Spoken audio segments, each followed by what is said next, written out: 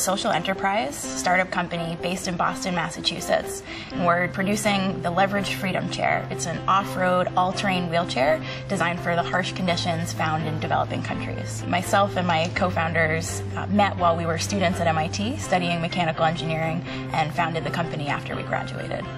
I kind of fell into a project of assessing wheelchair technology for an organization that teaches people how to make wheelchairs in Tanzania. And what struck me during that summer is that the products that were on the market left a large gap, particularly for people who lived in village areas. From the time that we've all spent abroad, we've really gotten to understand the challenges that people are facing.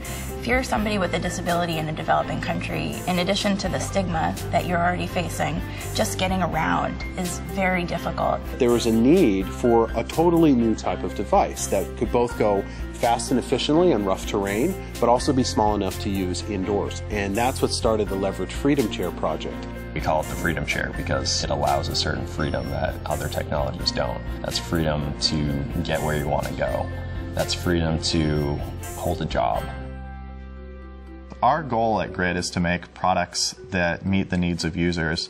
SolidWorks is a natural extension of that ideation process. We've got a design problem and functional requirements that we want to reach. We need it to be rugged. We need it to go off-road. We need people to be able to use this thing all day. A lot of the dimensions and features of a wheelchair are interdependent.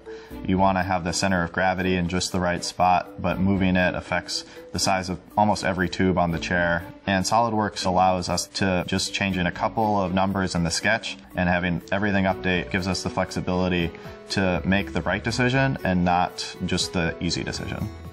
How could we make a mechanical system that would be kind of like a mountain bike for your arms, that could enable you to go fast and efficiently on flat ground, but give you enough torque, to climb steep hills in sand and mud? We could just have a lever system where we grab at different points on the lever to change the effective length of the lever. So if we needed to get a lot of torque and a lot of leverage, you grab high on the lever, you can go through mud and sand, and if you want to go faster, you grab low on the lever, and you can push through a big angle every stroke. As we were traveling across the developing world, we saw just how common bicycles were. Everything that moves on the LFC is a bicycle part. It's something that is really inexpensive, but also very precise. These are engineered products that are robust, they're meant for human forces. Knowing that they can just go to their local bike shop and get something fixed is really important to us. One of the parts that's going through a redesign right now is the seat of the wheelchair. The seat plate is made out of welded steel tubes. The issue, though, is that it requires a lot of labor to put together that we'd like to phase out as we move to higher volumes. And we've taken advantage of the SolidWorks sheet metal toolkit. We can get something that is really lightweight, really easy to manufacture. Instead of having something that was 9 pieces, we have something that's just a single piece. We're going through a new design process now to make a lighter weight, easier to manufacture footplate that we can use in the next generation of wheelchairs. So we've modeled this up to simulate the person transferring all of their weight on one side of the footplate. It's kind of a worst case scenario for us. Based on these FEA results with the high stress area along here and also kind of along the surface of the box extrusion, aluminum's great because it's lightweight, but in this case, we're probably going to switch this to steel. It'll be a much cheaper part. It'll also be a lot stronger. As an engineer, I like making things. I want to impact people.